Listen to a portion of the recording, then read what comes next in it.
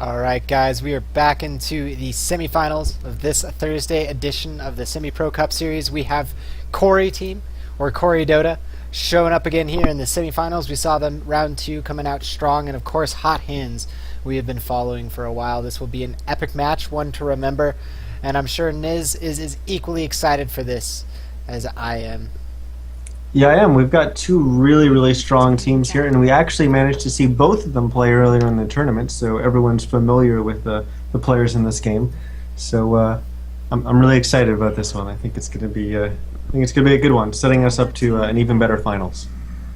Yeah, no, I completely agree. We'll see it, kind of wait on the draft here a little bit because it is just the beginning. We do, of course, have pretty standard bans coming out as always. But that being said, what I wanted to touch base on is that we do not have your boy JC, I believe, playing anymore for Coray Dota anymore, or Coray team.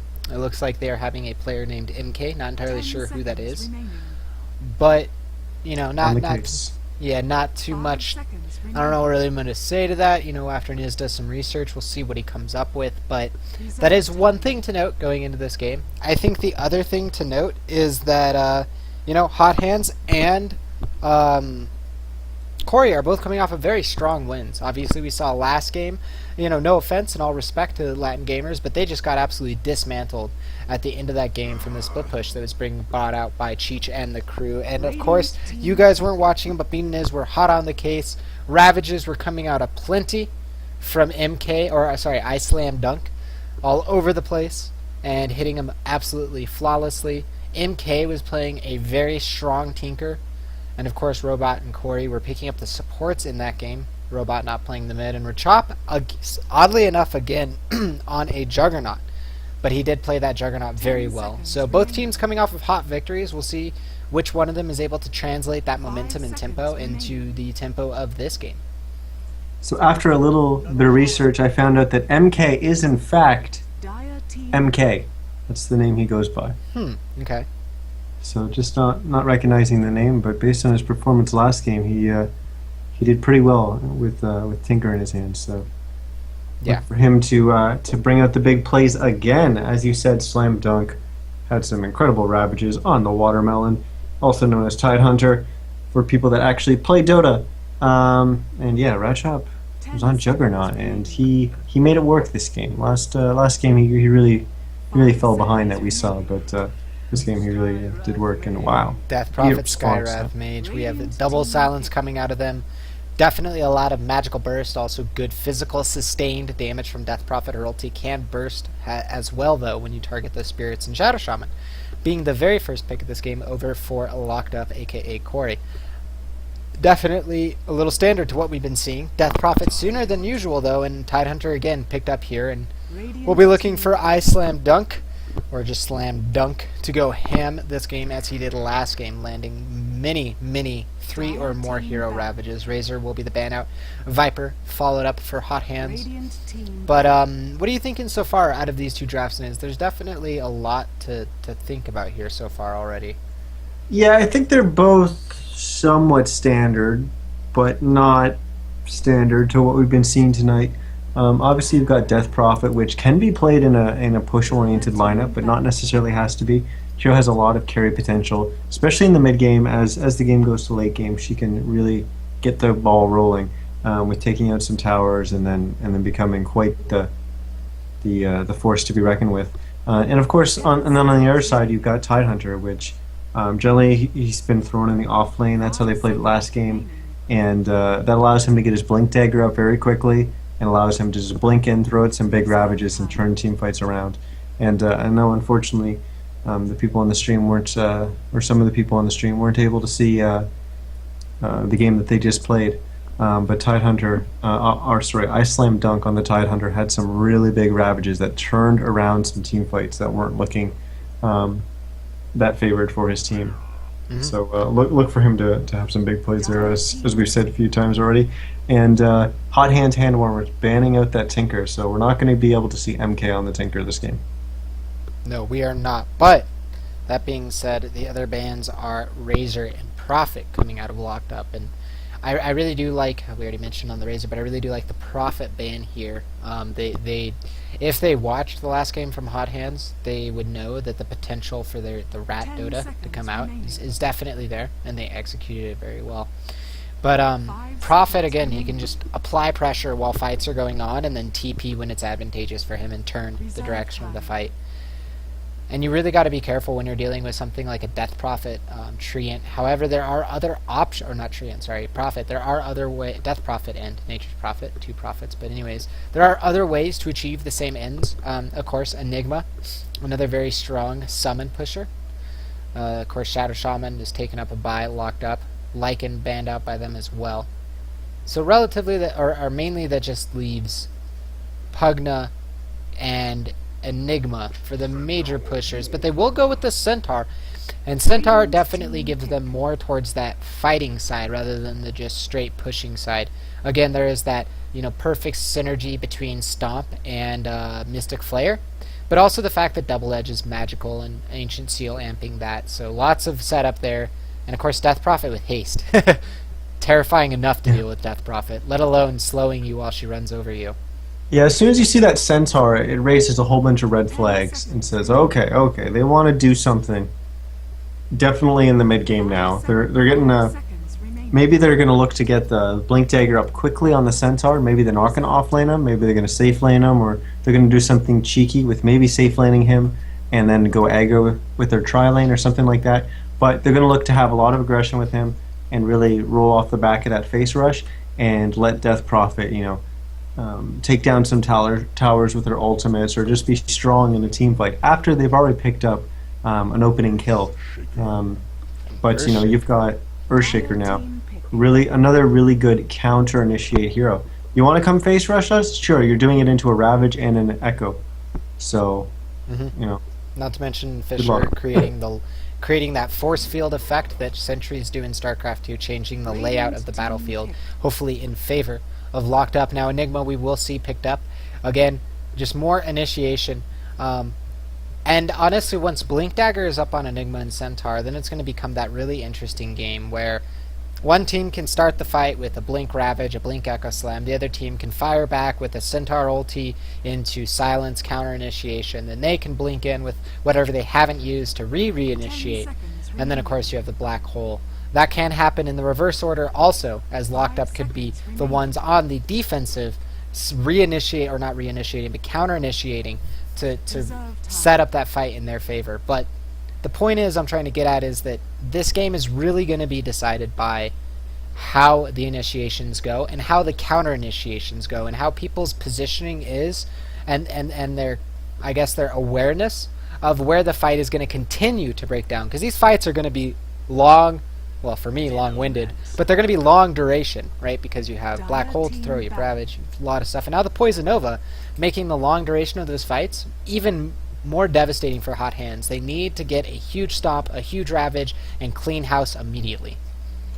Yeah, I see. You mentioned Enigma picking up the Blink Dagger. I actually don't think you go for Blink Dagger here. I think you need to get probably start with your mech and then build into a BKB.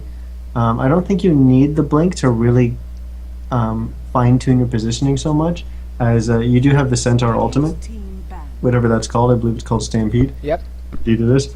But yeah, I think you can rely on the Stampede to get your positioning, and Centaur's going to have his Blink Stomp anyways, and you're just going to be Black Holing on the back of that, kind of.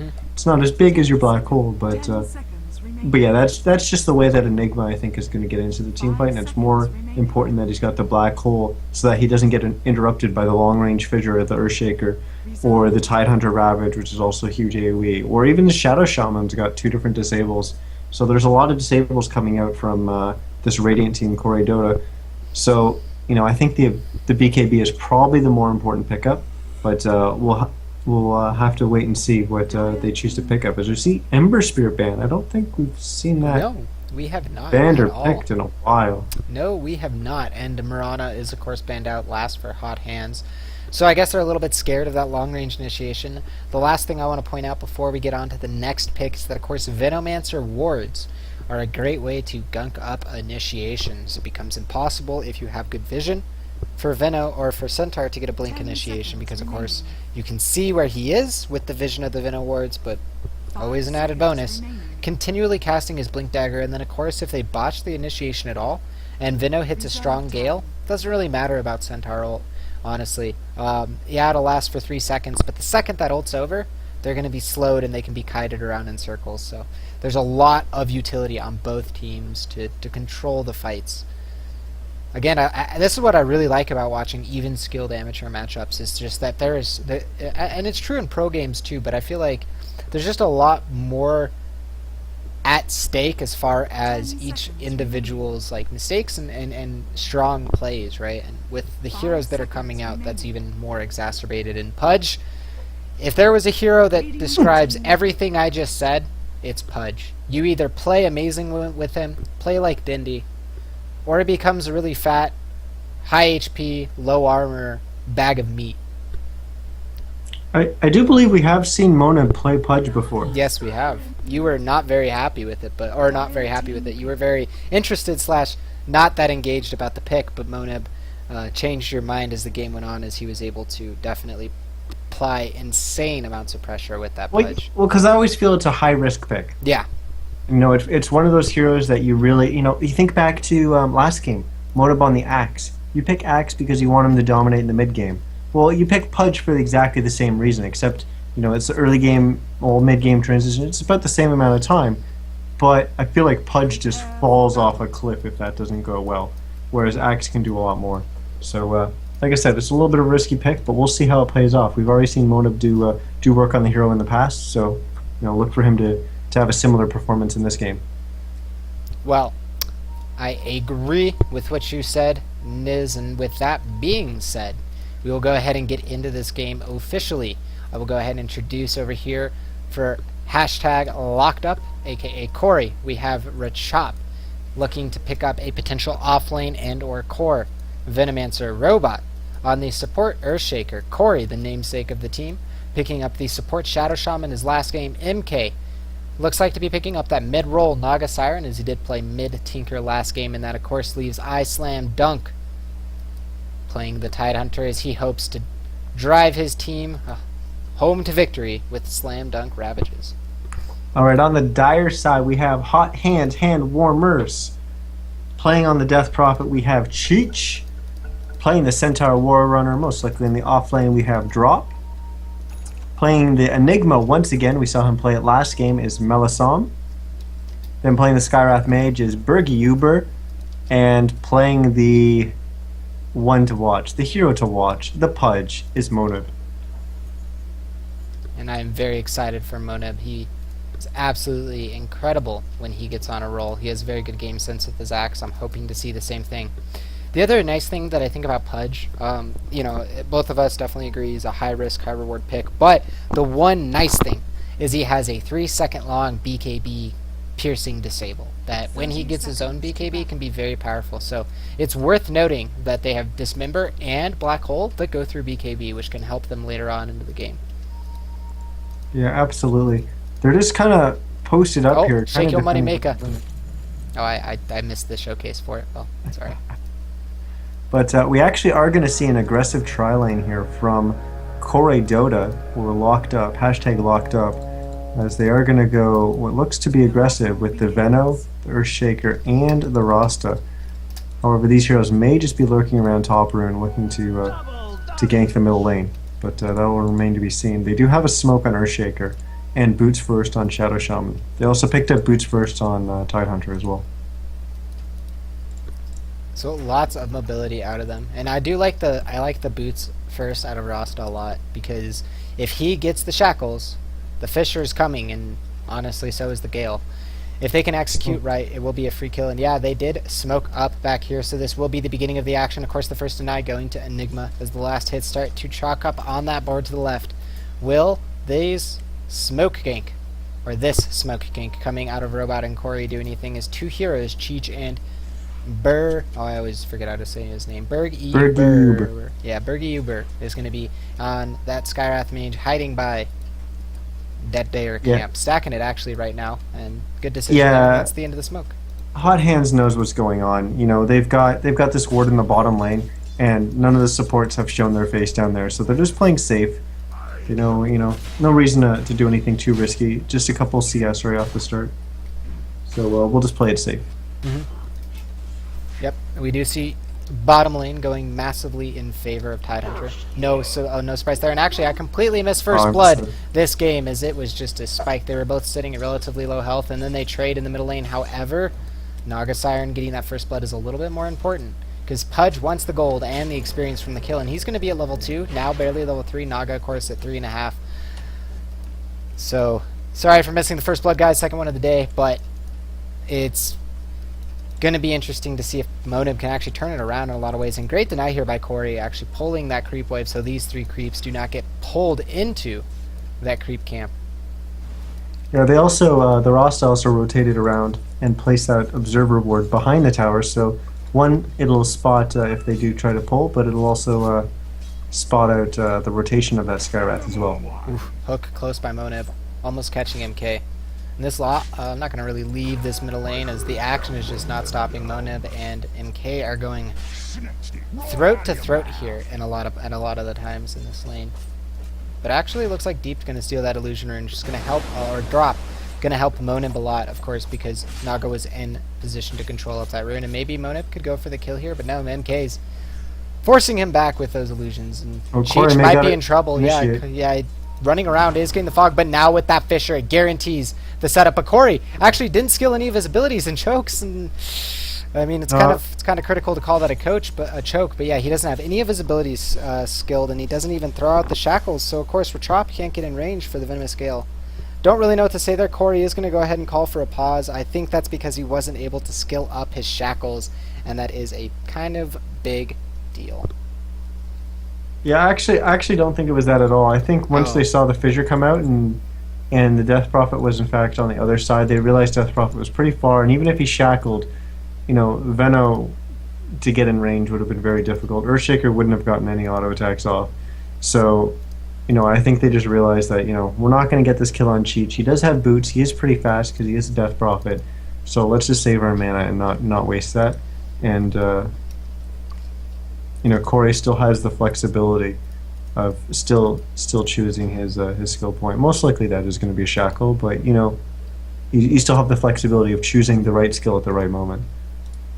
Okay, well, I agree with you after that, Niz. You've changed my mind, and please don't flame me, Internet. I apologize for saying that Coray was choking there, but relatively besides that little bit of a trade there, this game looks to be very even. The big difference, of course, is going to be hot hands and that experience. Gold going into locked up, aka Coray, and that is because they have the better lanes overall right now as to who's getting farm, but of course that Enigma.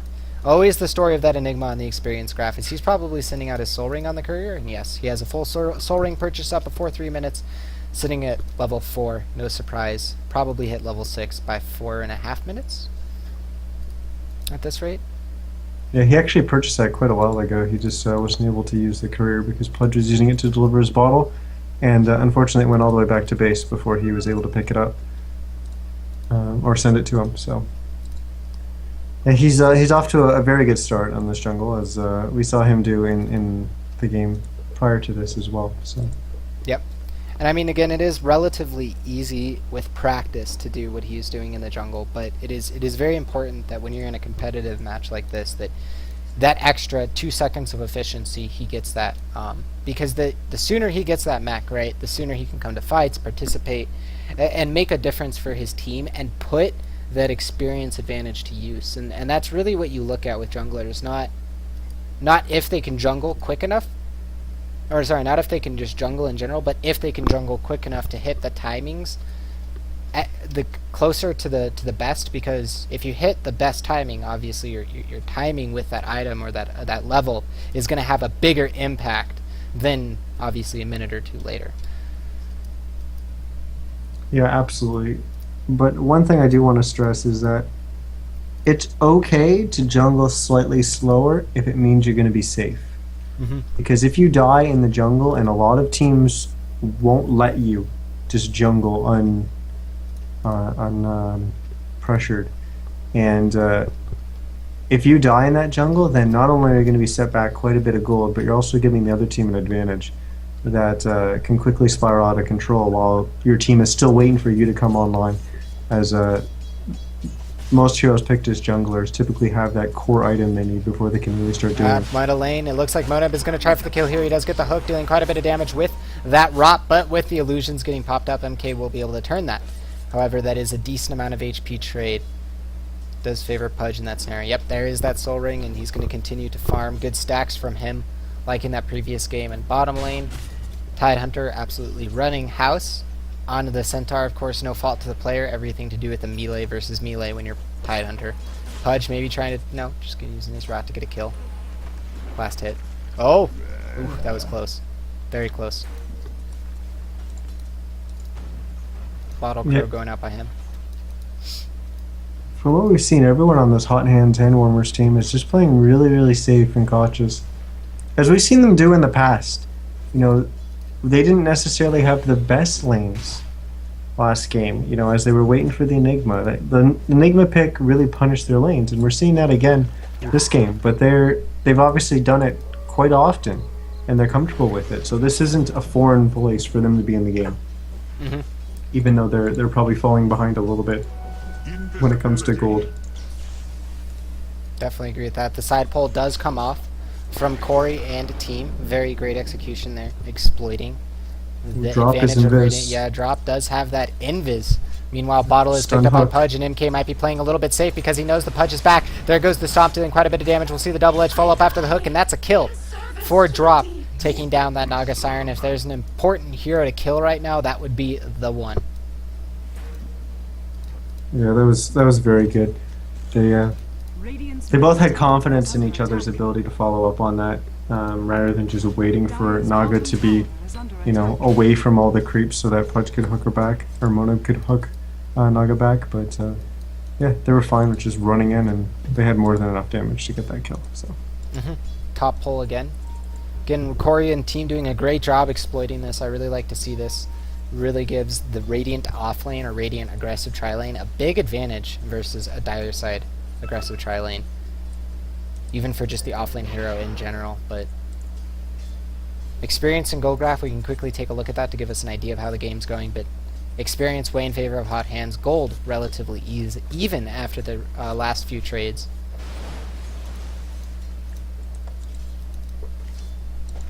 Ooh, close hook by Pudge.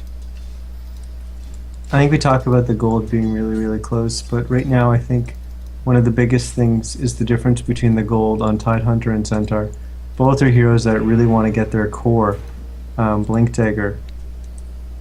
And Tide is, you know, he's only 400 ahead right now of the Centaur in terms of going for that Blink Dagger, but he has finished Mana Boots on top of just the brown boots, and Centaur actually does purchase to finish his Tranquil, so he's quite a bit away now. But yeah, they really need that Centaur to get his Blink Dagger so they can start going. So him falling behind a little bit right now is definitely hurting them. Well, we'll see what happens with We'll this stack. Yeah, that stack right there is very interesting. As yeah, of course, some diving or action or some damage being taken on Centaur. But yeah, Cheeches look like he's just going to go ahead and farm this. And honestly, this continual pulling, you know, normally I say this is an awesome and great idea, but it has backfired a little bit here, as they will be able to split this across 3.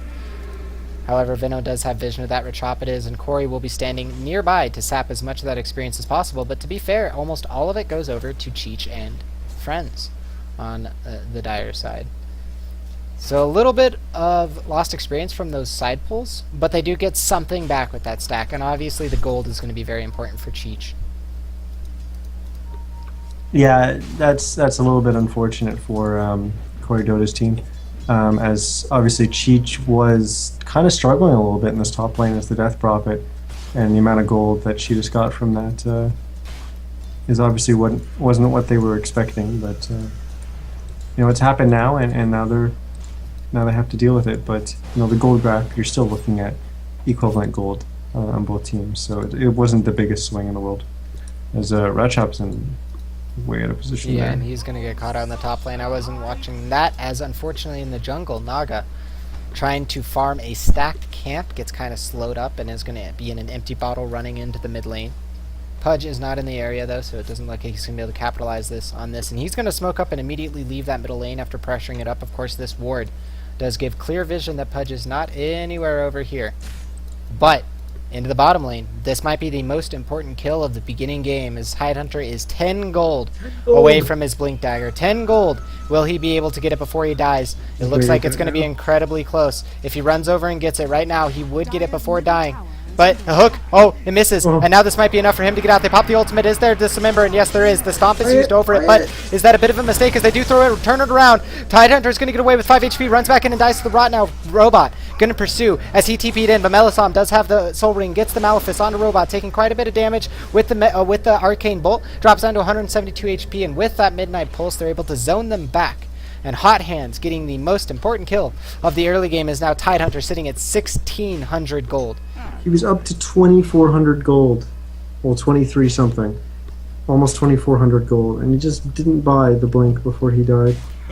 And he might die again now as the concussive shot is going off. They're going to wait for the concussive shot to hit, and he gets the hook anyways, and that's honestly going to be a free kill as the stomp does get dispelled by the Kraken Shell, but it doesn't matter when you have the double edge to follow up immediately, and 2 repeated kills onto Tidehunter, bringing him down to 1,300 gold. If you guys saw me, I was like pushing myself forward in the chair. Like, that's, I don't even know what to say right now. That is a horrible, horrible situation for the Tidehunter. Stressful, to say the least. I mean, you look at the CS, and Tidehunter's at 57 and 12 to Centaur's 16 and 2, and those 2 deaths in the buyback just basically. Yeah, Tidehunter bought back. Oh, I didn't see that. Oh boy, okay. He died, he bought back, he bought a TP'd bottom, and then got hooked and died again. And actually in middle lane, it looks like Moneb again going to be going for the hook. Hits it on MK. Does have the dismember and the Rot follow up. It's going to be enough because those Rot illusions just melt to the Rot. And Moneb 2, 1, and 3 again, just like last game, dominating with that mid-game orientated mid-hero. And the bottom tower will fall here for Hot Hands as they're sitting up a few kills. 2 of them to be precise.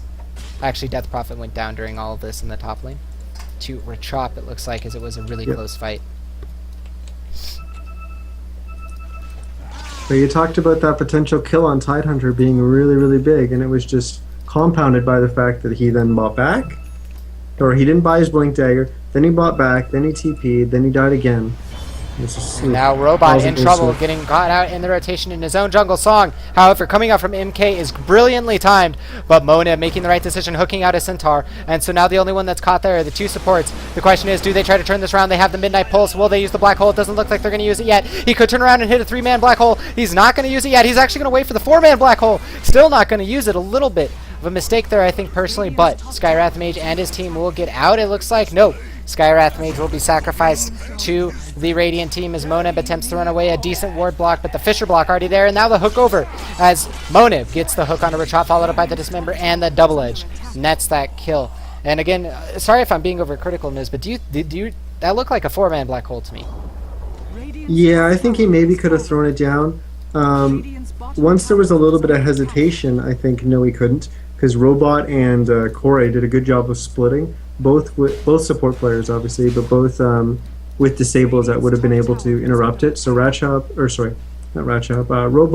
was down to the left of Enigma, and Coray moved to bottom right. So they were both pretty spread out and able to interrupt the Black Hole. However, they would have had to both been reaching over the Black Hole to disable the Enigma.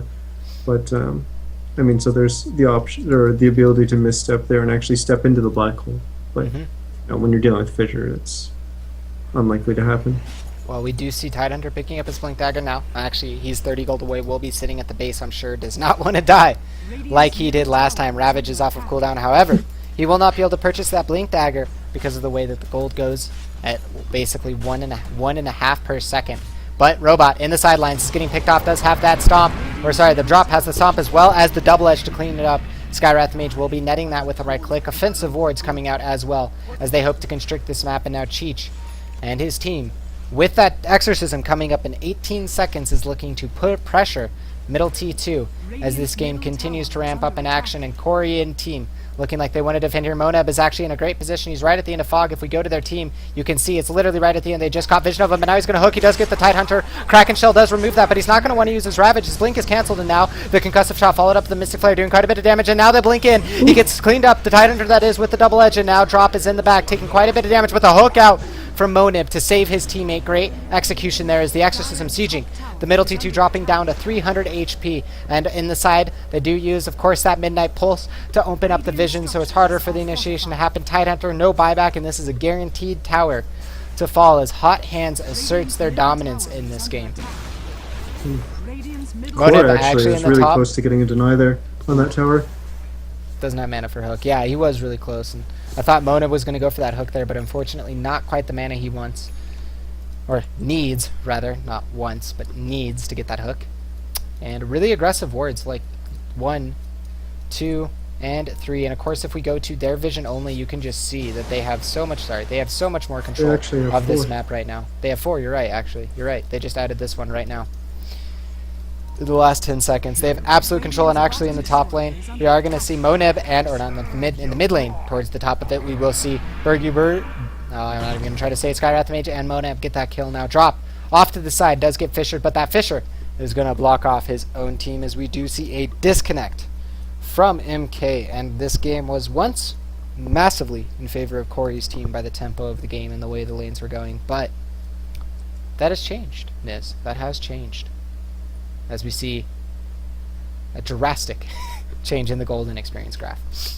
Yeah, there's 2 real defining moments in this game. There was the moment where they went bottom, where Hot Hands went bottom to attempt the gank on the Tidehunter, and you know, they got the kill on him and the buyback and all that. We've already spoken about the unfortunate turn of events for Ice Slam Dunk, but that was the one big turning moment in this game. The other turning moment was when they picked Pudge and put it on Moneb, or even maybe when Moneb joined the lobby, because he's been playing out of his mind again and just really dominating this game with the Pudge. Well, and to add to your point, and you know, maybe stroke Moneb's ego a little bit more here, but I think he's been definitely using Pudge the right way, which is not just the offensive hooking and ganking, but he's using hook to save his teammates fight in and fight out. And sure, you're like, hey RaptorZ, it's only one kill, it's not too big of a deal, but it's added up to 3 or 4 kills now, and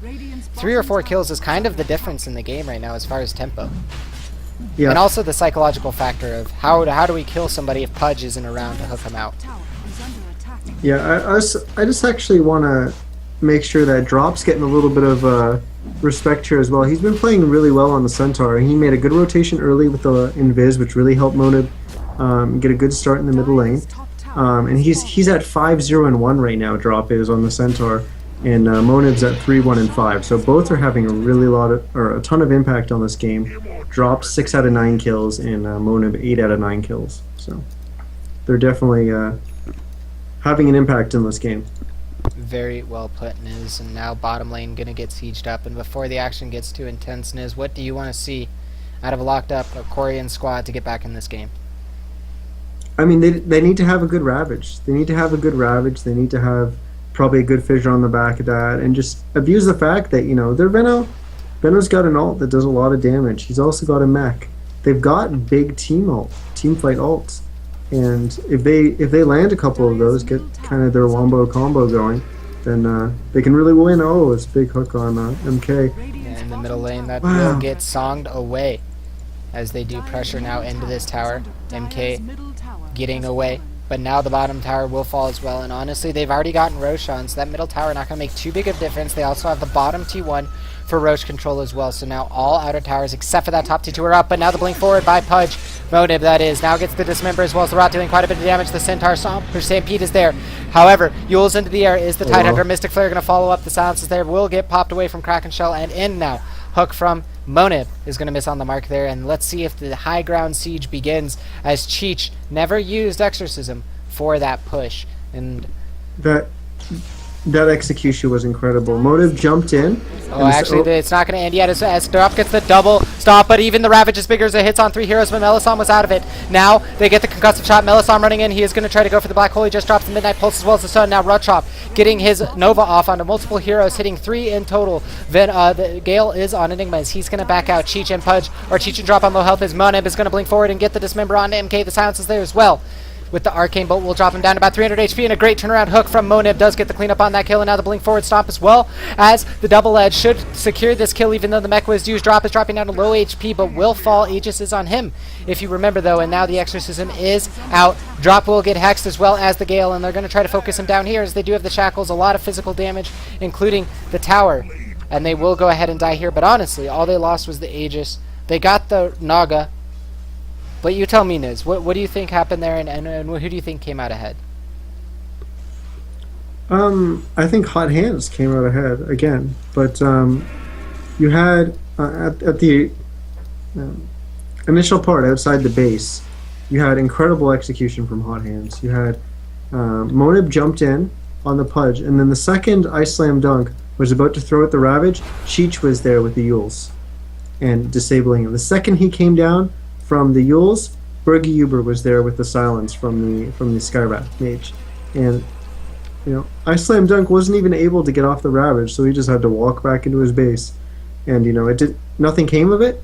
But then the team fight happened, and it was really unfortunate. I was actually watching Monib to see if he was able to make any big plays. Monib hook in the middle is going to land on Retrop, followed up by the Gush, or sorry, by the Rot and the Dismember. However, Ned and Gush are going to follow up for Locked Up as they chase down Monib. He does get the deny on himself. Great timing on that Rot, making all of that effort to waste as they do begin to siege or pressure the top lane, hoping to eventually siege that T2. But as I was saying, in the base push, I was watching Monib, and he had an option, or had a chance. Oh, was he? Yeah, and he does get canceled. The question is Robot can be able to clean this up, and a great time on that Echo Slam, bouncing between the creeps and Death Prophet, securing that kill. Very important, as every single kill they net will help here. But MK does get silenced up before he can get the song off, and now the Mystic Flare Stomp. Double edge to finish off that kill from Drop, as the Naga Siren splat on the ground. Too much burst damage. MK on the Naga has picked up her relic, but unable to finish the Radiance. Gale off, and that really set her back. That little death there. She was starting to get really close, and then unfortunately dies there. But it looks like Hot Hands is going to try to put some pressure on this top tower. It looks like the Venom Wards may deter them a little bit. They don't have Cheech on with the Death Prophet for the Exorcism to push this tower, so they're just going to kind of chunk it a bit and then back up. But damage is damage, and that means they may not have to use the Exorcism next time to try to push it. Well, Coray is looking to attempt some split push here. He knows that most of the team is on the other side of the map, but now Coray is actually going to run into the middle of, or run right into Monib. He doesn't know it now. The Shackle as well as the wards are coming out, but I don't think Corey's going to get out of this alive as the Yules does come up. Corey's low on mana. Silence, hook off the mark. It doesn't really matter, though, as I think they should be able to chase him down regardless and get this kill, and there it is as the Dismember goes off in the last second. Meanwhile, there looks like there's a little bit of a confrontation here. Ravage was not used, though, and it doesn't look like any other. They're hunting Naga again. Yeah, they are hunting Naga. MK did not get the song off last time, which is important to note. So she does have it off cooldown for this gank. Question is she going to use it here? She's trying to get out. She does buy the TP now. Pops the song, should TP any second now as well. But maybe she's trying not to, as they want to kind of turn this around. Robot coming in from the flank could go for the Fisher. Does hit both of them. Doesn't have the blink, you are correct, but now they get the ward to help slow it down, and it looks like MK's going to run in and actually get blown up from the Mystic Flare, and they're perfectly okay with this trade. They even used the Ravage to guarantee the kill on Drop. There was a chance that Robot got in range for that stun, but better the guaranteed kill than not. Niz. I don't know. You got 2 kills for 1 hero, but you used Ravage, and it was your Naga that died. Oof. I mean, you're also killing a Centaur who's, got a decent. He's got his core. He's got his Blink Dagger. He's got a Hooded Defiance. He's got his Tranquils. He's ready to go. Setting him back a little bit in gold isn't really that important. The importance right now in this game is whether or not Naga can finish her Radiance, and unfortunately, you lost her there. So, unfortunately, I think the better play was just to have Naga get out of there. Hook off the mark. And yeah, I completely agree. And the same story that we were talking about with Tidehunter getting picked off twice while he was literally 10 gold away from Blink Dagger is basically Naga's life right now. She is sitting only 500 gold away from that Radiance, and that's again another frustrating thing where it's like, all I need is this Radiance, and then my farm is going to accelerate at an insane rate, and she just wants it so bad. But Hot Hands doing a great job of continuing the pressure on her. However, the pressure is going to let up enough now that she should pick it up no matter what before the next time she dies. The question is, what is this smoking going to do coming out of Locked Up as they do move as for a robot? Retrop, I slam dunk, and Coray moving down the middle lane, looking to get a pick on Cheech. Of course, he does have that Yule Scepter if he's able to get it off, and now he's going to back up, knowing that all the players are off the map. Never mind, makes the wrong turn. Does get hexed up immediately. Can they follow up at the Shackles? But they can't because of the Stampede. Of course, Cheech still has access to that Yule Scepter, but doesn't even need it. Now the 4-man stop, hitting on all of them, followed up at the 4-man silence. He doesn't go for the double edge, so he's not going to be able to get it on all 4. However, now the Nova turnaround, dealing quite a bit of damage, going to wear down that pipe pretty quickly as Retrop taking quite a bit of damage from the Death Prophet ulti. Wards wasted in the jungle, and now in the back time, Bergy is going to get that Mystic Flare, finishing off the Venomancer. Coray going to get the Shackles on the Skywrath Mage, but is his team ready to reinitiate it? Monib, I said Mochop, but Monib with that hook again, and now the silence on the robot, followed by the Malefice. Will they be able to finish that kill? They have the stomp. They do want to hook him, but it looks like, oh, they even run between just to show off a little bit of flavor. But while all this is going on, MK is getting farm and catching up. She will pop that song and immediately teep away access. There is no access to BKBs.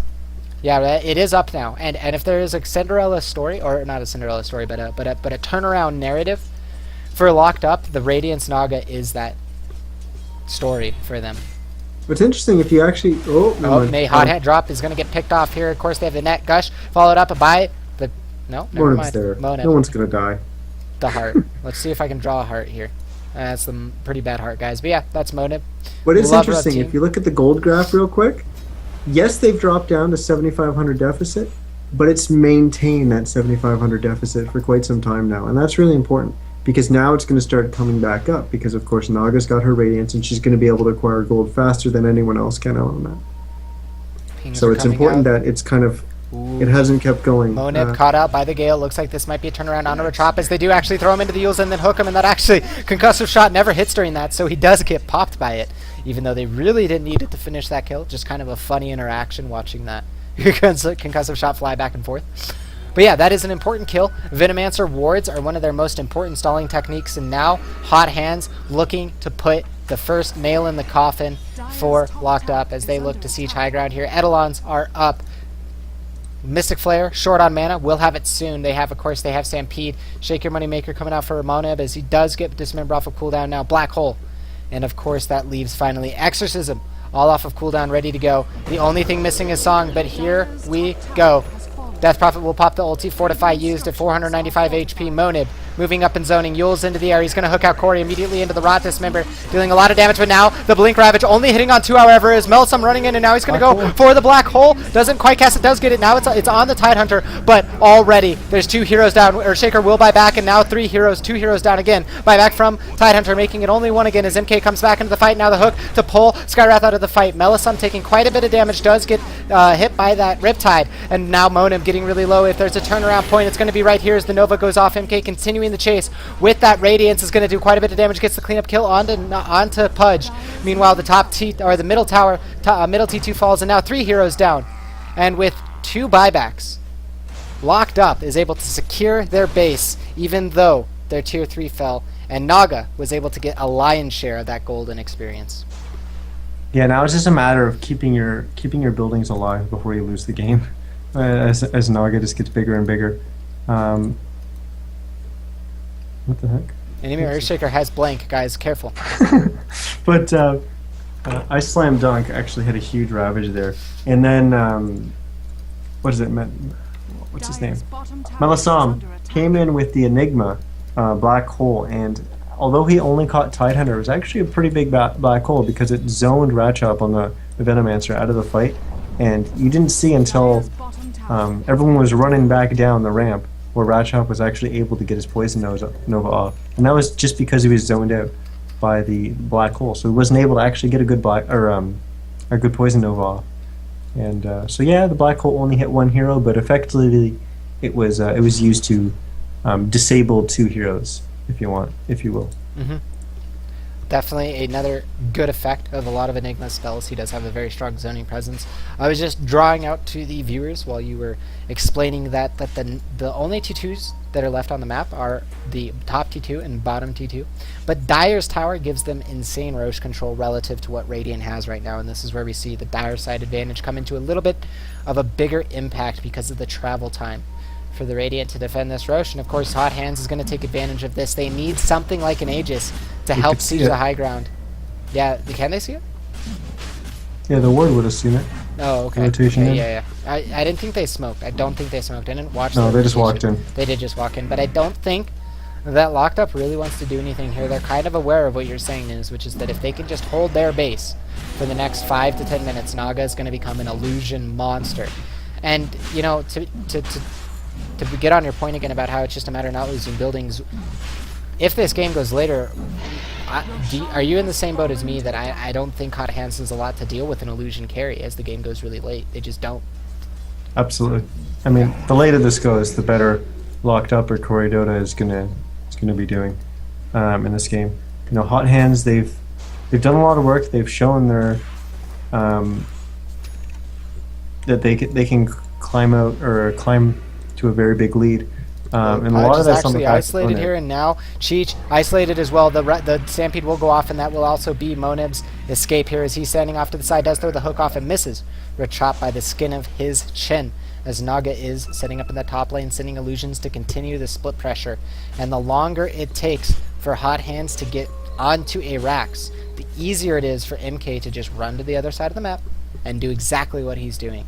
Dire's top tower is And yeah, that tower is already taking a ton of damage. Fortify is used by Hot Hands. They want to go, and they want to go now. They just want to push. But it looks like we're going to have a base trade, boys, as 4 heroes are moving top for the Locked Up squad, as they want not really to defend. No, they are coming back. Okay, so they are going to commit to the defense here. However, Naga already starting that split push, and now Cheech popping the Exorcism Fisher to help stall heroes. Actually, Cheech is caught off in the spot. I believe it can't move. No, he can. I am mistaken. And now the top tower, and now, yeah, Coray with the wards and MK. Well, too bad we don't have Cam and Cam to watch this for you guys, but the melee Rax does fall on bottom, and now they're all going to TP top. They don't have the Fortify anymore, but Cheech is going to get hexed up. Monib is going to run forward, does get the Dismember onto MK, and now they have the follow-up Black Hole, and this will be the trade for MK and Coray. And I wouldn't be surprised to see the entire team out of Hot Hands immediately either push middle or top here, most likely top, because that's what... Actually, yeah, sorry, missing that action is the drop. Drops into the trees, will get seen by that ward, taking quite a bit of damage. Does have Enchant Totem, is Robot. Doesn't look like Drop will ever be able to get out. He does force F himself, and now using the Stampede might be exactly what he needs to escape from the situation. Blink coming up any second, but with that Gush and his Stampede ending, that will be his death. And that will help Hot Hands, or that will help Coray team hold off and prevent the counter push that Hot Hands inevitably wants to do. Yeah, that was a little bit of an interesting event there. You know, we kind of could see that forming.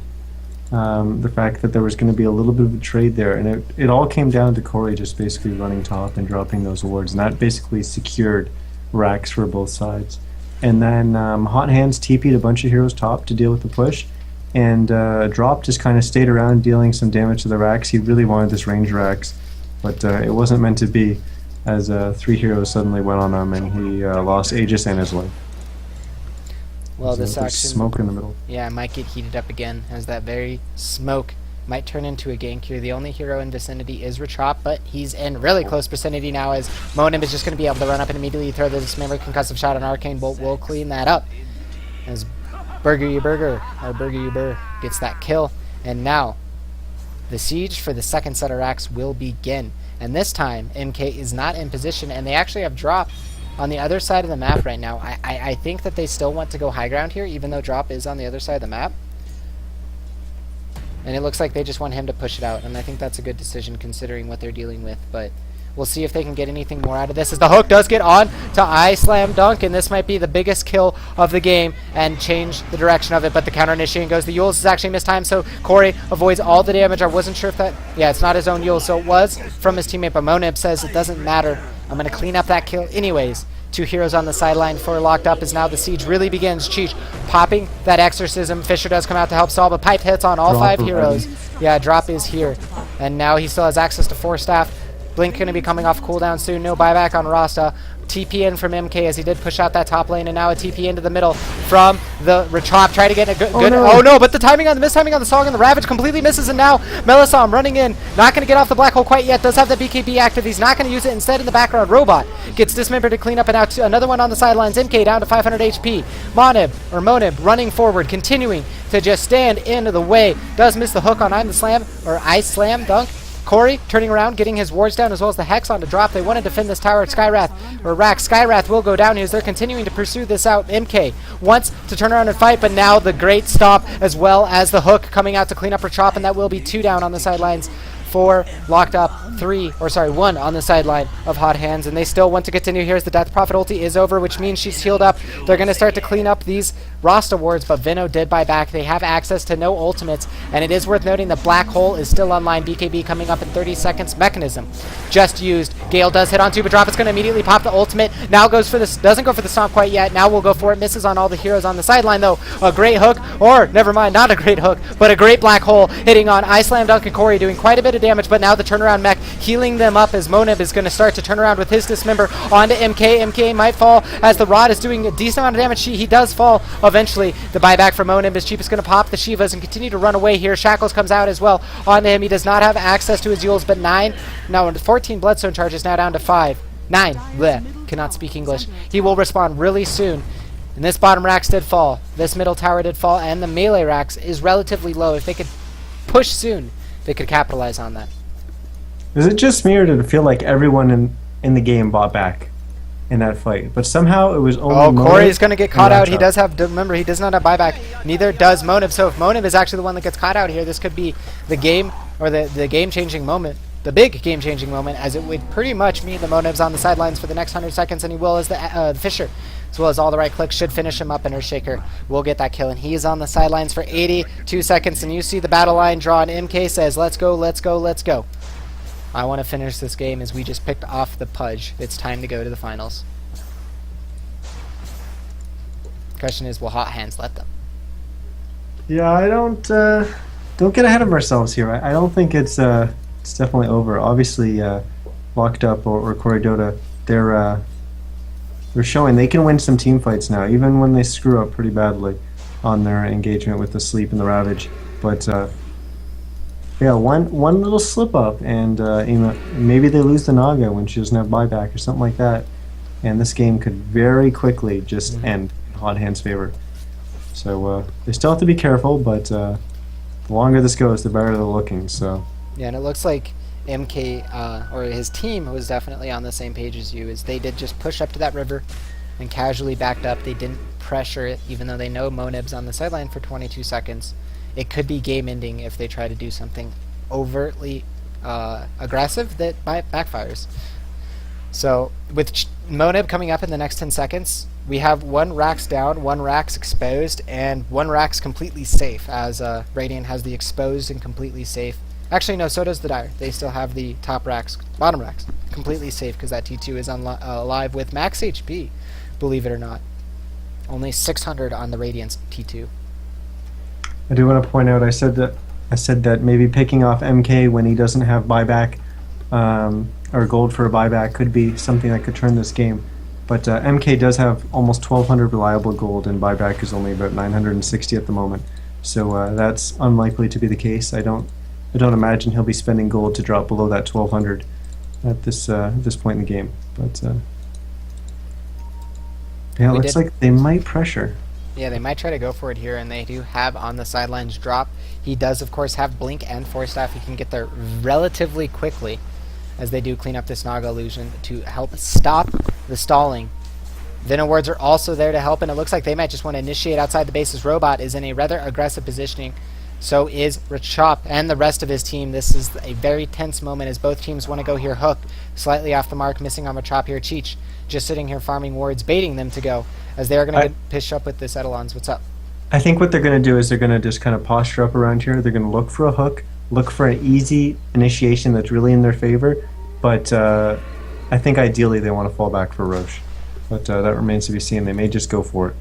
You know, we don't know when Rush is going to be up quite yet. We are getting to that spawn timer in just a second, unless it's only a 10-second timer and I'm blind. But no, Okay, they say no, Niz. They say this game, we want Rax and we want it now. Cheech is going to run forward, popping that Exorcism. He has already used that Shiva, so it is off cooldown for another 20 seconds. Not long, but long enough. Now we see the the concussive shot as well as the Cheech needs yeah, to oh be no, careful. Blink Echo Slam hitting on multiple, and now the hook to pull Cheech out of it, and now Ravage hitting on all 4 on the sides. However, the counter initiation might be there as the BKB is popped by Melisandre. Quite a bit of damage going off on all sides of this fight. Yule's up in the air as Cheech is he's dropping really low. Might get out alive, but no. Gets Ether shocked by Coray on the side, but now Monib gonna go ahead and clean up the Shadow Shaman, but 2 are no, he's not gonna actually even be able to clean up the Shadow Shaman as the net comes around and the turn might be happening. Monib's gonna attempt to TP out, but now the Blink Black Hole onto 4 heroes. The question is can they have any follow-up for that? It doesn't look like they have quite enough. MK does fall, however, and so does Rasta. Rachop is taking quite a bit of damage from the Malice and right clicks from Melisandre. Now a triple kill by Melisandre as the barely gets out. And Shan Totem slightly off of slightly late there, out of about as it was on cooldown, but it is worth noting Rax only took 100 damage, and because they focused melee, not ranged, that damage was kind of ineffective. But they did get more kills, if I'm not mistaken. And Cheech did die, though. So, and oh, Cheech is going for a refresher. I love to see this. I think it was even, actually. I think it was three kills on each side. I think. Okay. Unless Earthshaker died. Well, what do you think about this refresher coming out of Death Prophet? We don't see it as much. It used to be a very common build. I think it's okay, but I think it's just okay. I don't know. We'll have to see how they're going to use it. Are they going to plan to just put the Aegis on Cheech and use it that way? So basically, he can pop Exorcism, he can run in, he can be really aggressive, he can die, he can respawn, pop Exorcism again. Are they just going to not give him Aegis and have him buy back, and they're looking to also get travels on the back of it too? I think that's a long way down the road for them to kind of invest in that, because once you're getting that late in the game where Death Prophet has enough gold to buy the rest of the refresher and the boots of travel, Naga's just going to be an unkillable force at that point. So yeah, maybe they're just looking to put the Aegis on Cheech. I don't know. Well, they are going to go ahead and start going on to Roche, as Aegis and Cheese are going to be the reward for this Roshan. It is the 3rd one in this game, and honestly, Cheese is just as important as Aegis in a lot of ways. If you can't stunlock the person that has it, it's basically another Aegis. And the Radiant has no vision of this. It is worth noting. This last time they had complete awareness. We don't know if they have awareness of this. They could, just by, you know, deduction, Naga pushing up all the lanes, no one's defending top. But they don't have complete confirmation until now, because their middle Rax is getting sieged and they're not doing anything about it. On one hand, one of the things that Hot Hands Hand Warmers needs to win this game is an Aegis. On the other hand, if you kind of go in and force an engagement at Roshan as you're locked up... In the jungle, Monib is going for Robot. He does get the Dismember as well as the hook onto him, dealing quite a bit of damage. It doesn't even need the hook, sorry, Dismember. Absolutely ripping him apart. Melisandre pulling the creep wave back towards the T4s as they want to push out their middle and top lanes and push this out and go for a high ground siege. But had Locked Up shown up at that Roche fight, and it ended up being a bad fight, they could have just lost the game because they were trying to force a fight at Roche when they don't have to. They're going to win as this game goes longer and longer with Naga. So they don't have to force it. What they have to do is defend their base and put pressure around the map and try to buy time. What they don't need is to force an engagement somewhere on the map that isn't going to help delay the game, really. Yeah, and I really like these casual smokes coming out of Coray, just to keep his position on the map a little more secret. Again, Rasta is one of those really annoying ratting heroes, not only as just a pushing hero, but because he can just casually drop Serpent Wards at your tower and then TP out. And it will generally take pretty much any tower. Dire's middle tower I mean, you're 40 minutes into the game, so you have a smoke, and you're just going to use the smoke to walk out and get some wards on the map that are going to give you a little bit of an advantage. That's fine. You know what? Yeah. You're not going to use them any other way, so... The only other heroes that are going to be... The only other advantage to a smoke right now is... Because you're not really going to venture out to try to gank someone, is to put it on Robot or Ice Slam Dunk and just have him standing in the back so that the enemy team can't see him, and then you get a big Ravage or a big Echo. But... Well, you saw it in chat right there. Of course, we were talking about it before, but Refresher is up online, and they did give him that Aegis, so we are looking for a timing style push to come out of here with this Aegis. They want to end the game here. This is probably their last chance as the that Nog Illusion does get cleaned up. That's very important. The next few are going to come out to come help stall, but now with Cheech popping his ultimate, it should be pretty easy for them to just continue to siege here. As now Cheech going to get gushed, taking quite a bit of damage. Cheech, can he hold the front line? Hook misses. Going to be on cooldown for the next 14 seconds. There goes the first fortify, or the only fortify for the rest of this game as the blink in forward from Raw Chop gets the Nova on multiple, but it gets bursted himself. And meanwhile on the sidelines, it looks like Tidehunter wants to get a Ravage off, but the BKBs from multiple heroes is going to prevent that. However, Cheech uses his Refresher. He will not use his second ultimate if he's smart here. Saves it for when he's going to respawn. But no, actually, he heals up from the other ultimate, and now a great black hole from Melisam hitting on the entire Radiant team. Is disengaged after a second there, and now blink in by Robot, getting a decent Echo Slam, cleaning up 3 heroes down so far. Cheech and Amanav are the only ones alive, and again, it's worth noting the Rax is still alive, but there's the Aegis to go, but they don't have the follow-up exorcism. It was already used. Monab getting down to low HP, 250 HP, trying to get out, will get cleaned up by that Fisher, and now Cheech on the run. Will he be able to escape? He has 443 movement speed, but already the TP from MK being aggressive. He knows the game is in the bag if they can get more racks and they can keep defending their structures like this, and they have the opportunity to apply the pressure, but holy hellness. What a base defense, even after an amazing black hole. BK or buyback from Enigma as he wants to try to defend this. That black hole was huge, and the only hero not caught in it was Robot on the Earthshaker. And as he was going to slam his totem down and throw at that big fissure, Mona blinked in and dismembered him.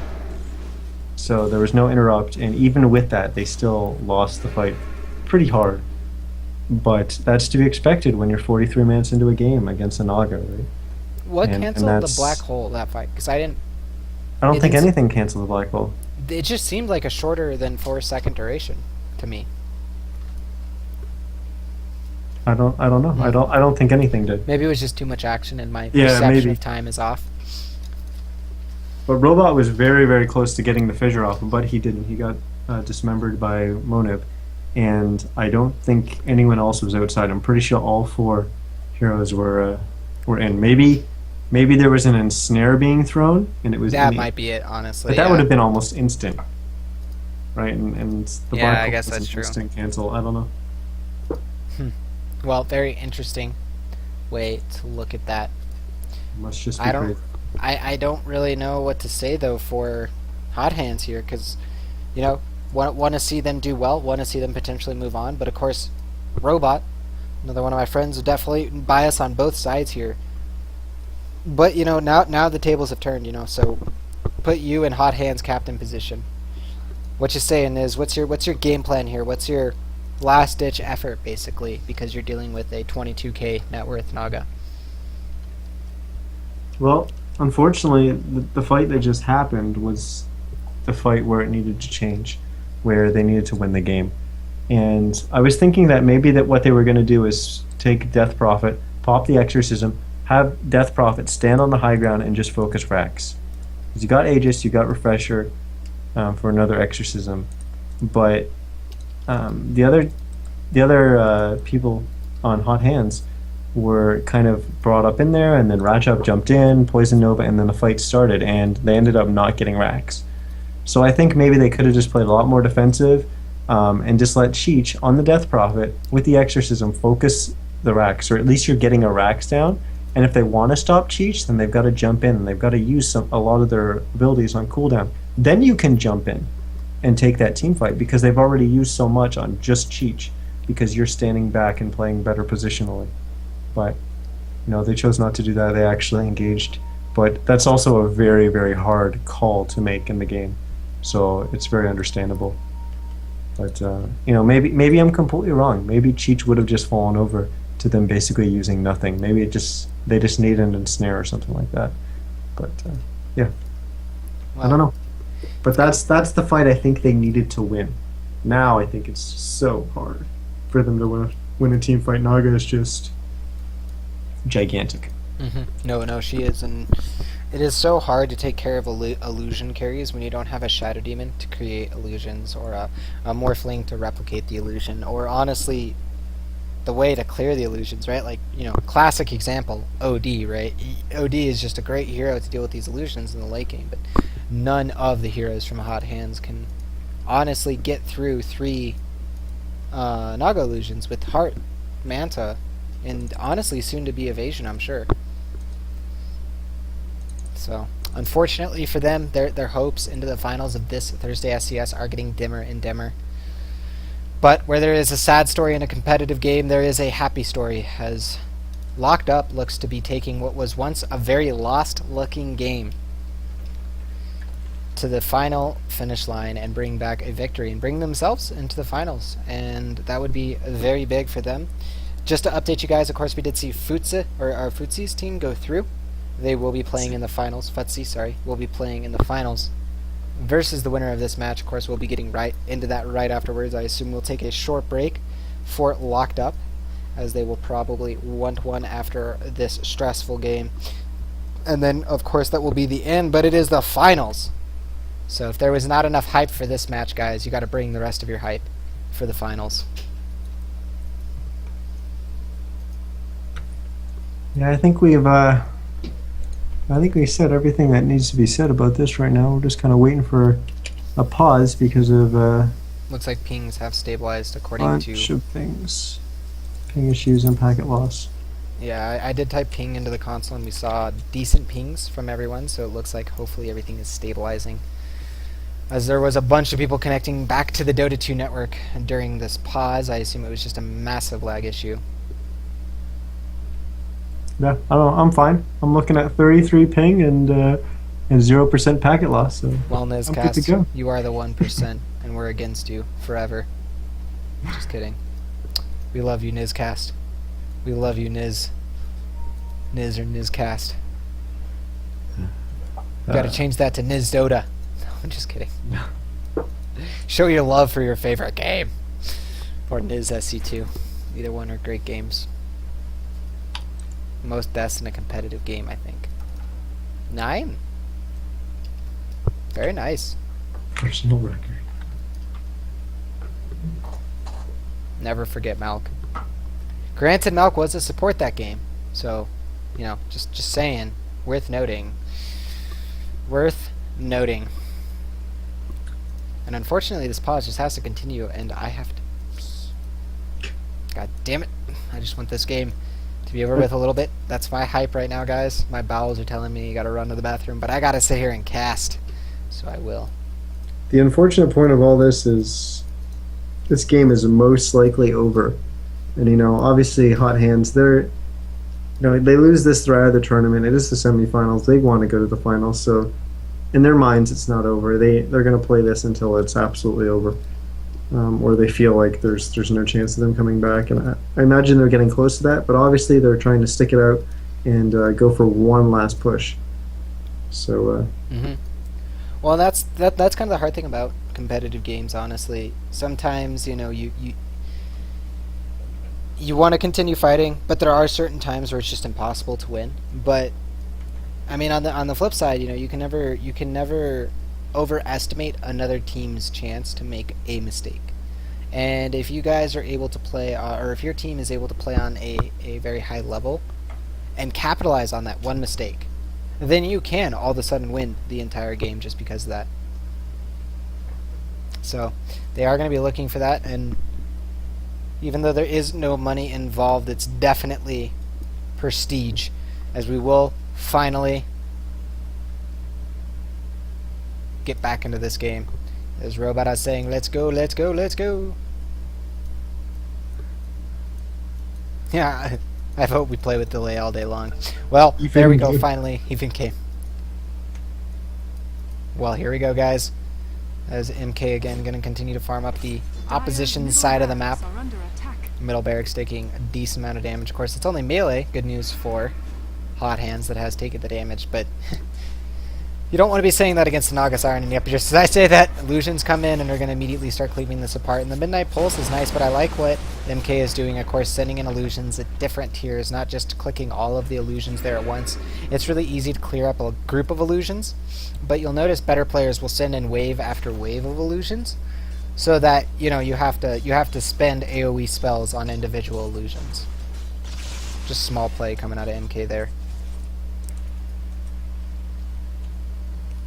As we wait for this final push, this final attempt, is Monib TPing bottom, looking, he's hunting for something. Well, and that's exactly what just he the jungle. needs. That's what he needs to do for his team, honestly, because if he can get a pick, he can set the pace of this game at the end for maybe even a Rax, a second Rax, a Throne, a GG. But if they fail in any step of the way, it is going to be a GG for them. And They need to somehow pick off 2 or 3 heroes, but I don't know how. I mean, they've got to either pick off 2 or 3 heroes or pick off Naga and have Naga buy back. But 4 out of the 5 heroes on this Radiant side have buyback. The only one who doesn't have buyback is Tide, and that's because it's on cooldown. mm-hmm. So they're all saving up a bunch of money. They're actually just... Well, it looks like right now Hot Hands is a little bit reluctant to go out for the final push here. But maybe that's just because they wanted to finish pushing out the rest of their lanes. Of course, top is going to get sieged in really quickly. Naga did do a creep skip there, using the Radiance as well as the Riptide to help clean that creep wave up and assist the push. This Dire Ward is going to spot out the rotations of most of the Radiant team, which is good for Hot Hands being aware of their enemy team's positioning. But what are they wanting to do here as smoke is popped, and that might have been under vision of the siege creep. I think it was, as all of Locked Up is going to back out here. Rachop throwing down a ward, and then we'll run casually back into the base. And if they could jump on them and get a fight before they're set up, this might be the one way to turn this game around. We'll see if they can actually pull it off. They're going to do the smart thing. Go siege up through the low ground? No. Oh, what are they going to do? They are going to do it. They are going to run up here. They do have high ground vision now. Equal vision / equal planes of fighting. There is no high ground, low ground differentiation. Looks like they will go ahead and surrender that, though, as a TP back to the base from Enigma, as the top lane, of course, is getting pressured in very heavily by MK, and he still has access to his own bots, looking to pick up a defusal right now himself. Yeah, they smoke. They're looking for some kind of start to this fight that's going to give them the upper hand. And they still do have 2 more smokes. I don't think any of the heroes have a smoke on them, so they do have 2 more smokes for a chance at doing essentially the same thing. But I mean, it's a ticking time bomb right now with the Naga. Eventually, Naga's going to get this ranged Rax in the middle lane.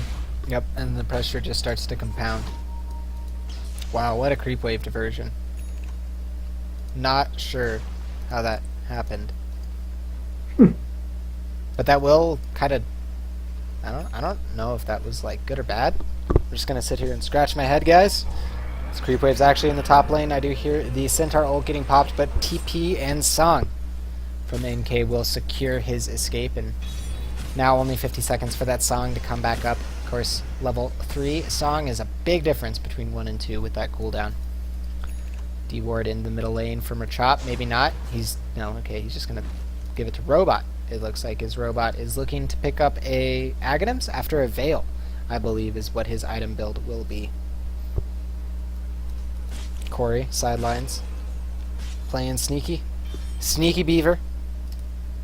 Not going to do anything from this, I don't think. I think what he's going to do is possibly... what he's going to do is he's going to wait for MK to push out one of the side lanes into the base, and then he's going to blink in, drop wards, TP out, probably. And actually, this smoke used by... No, that wasn't actually used. My eyes are playing illusions on me. Melisandre does have a smoke. Didn't use it there. Thought it got dispelled by the Rasta hiding in the trees. So MK actually bought Diffusal. Is there better items for MK to buy? Absolutely. But at this point in the game, there's going to be a team fight that's going to absolutely decide the game within the next few minutes. So, what's the point of spending more gold and then not having buyback, or waiting and then buying something? Diffusal is an item he could afford now, and something's going to help him get even stronger in a team fight. It's going to help his team win the team fight, and win that team fight, you win the game pretty much. So, smart decision by him to and pick there we up go, the exactly Diffusal. what I was talking about. Coray blinking in the middle lane, dropping those wards, is going to immediately focus on the range tracks. It does fall, and now the wards going to turn focus to that melee racks, dropping down to 900, losing about 200 HP per tick, and it looks like Naga does get picked off during this Moneb and drop, making an excellent play, and this might be the fight they need as the Fortify goes to help clean up these wards, but I don't think it's going to be in time. They will lose Coray because of this. The Malefice is going off, plus the Midnight Pulse. They're trying to focus the racks down. It looks like, actually, they could have killed the roster wards before they finished that racks, but they choose not to, and actually in the middle lane there's more action going on as Nova is going to be popped by Rachop. He's chasing down on, or Cheech is chasing him down, does use the Yule Scepter here. Now will have the silence follow up, doesn't use it, just uses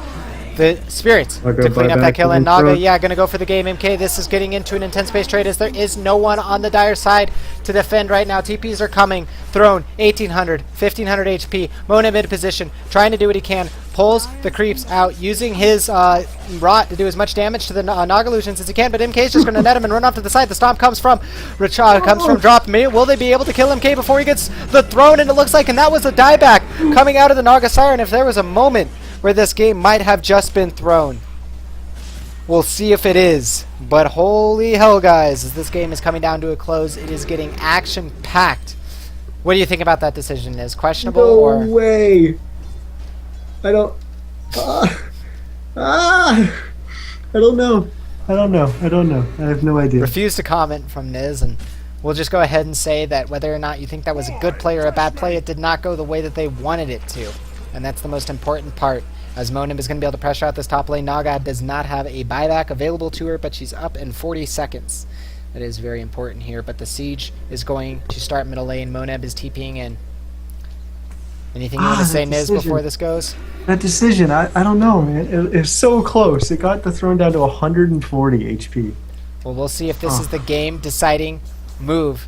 As Pipe is popped, Hot Hands and Cheech are looking to go for the high ground here. They do not have Black Hole. They do not have Exorcism on cooldown, off cooldown right now, so they will just begin to... Yeah, Exorcism is up, and they will go ahead and pop that. Of course, they have the Refresher as well, and it looks like they're just going to go ahead and skip racks, and they've decided if they're going to win this game, they're going to win this game by getting the throne right now. And it looks like they will just actually distribute their damage. The cheese is popped by drop, and now the Ravage hits on 4, all 5 actually, and now the turnaround initiation might be enough, but Robot gets a great Echo Slam in the background, drop, and Melisandre dropping low, as Robot is actually going to fall back from the Ice Slam Dunk, as the Exorcism is starting to do a lot of damage, but meanwhile, MK TPs into the top lane, 2 buybacks from the Dire side as they're looking to do as much damage as they can. Cheech is going to get out, or is going to die here as he does pop the second Exorcism, trying to fight this out, and now the illusions are there trying to get this H, and it looks like they might be able to clean it up. It's down to 100 HP, 50 HP. It looks like this could be the game, and it is. As Locked Up cleans up the end of this game with split push victory. GG, well played. What a game. What a game. I don't know what to say, Niz. What do you want to say? Oh my goodness. There were some, I'll call them questionable decisions by MK there late game. As, you know, one, he bought back and then TP'd and then went for the throne. Didn't happen, and ended up dying. And that was looking really, really bad. And then as his base, as his throne, as his tier 4s were getting pushed, and he respawns, he TPs to the top lane, up by where the tier 1 tower normally is for the Dire side, and ran all the way. That was a little bit crazy. I think he could have maybe just stayed and made sure his team won the fight, but you know, they walked away with the win, and we're going to see them in the finals. So. Most definitely. We'll go ahead and get right into that game, guys. I'm not going to do any of the plugs. I'm just going to say please tune in for the next game, as I need to use the bathroom and make sure I get a proper break before the next game. So thank you so much for watching, and if you guys are going to be in the next game, I appreciate it, but we have an awesome finals ahead of us. We'll get right into that here in a moment.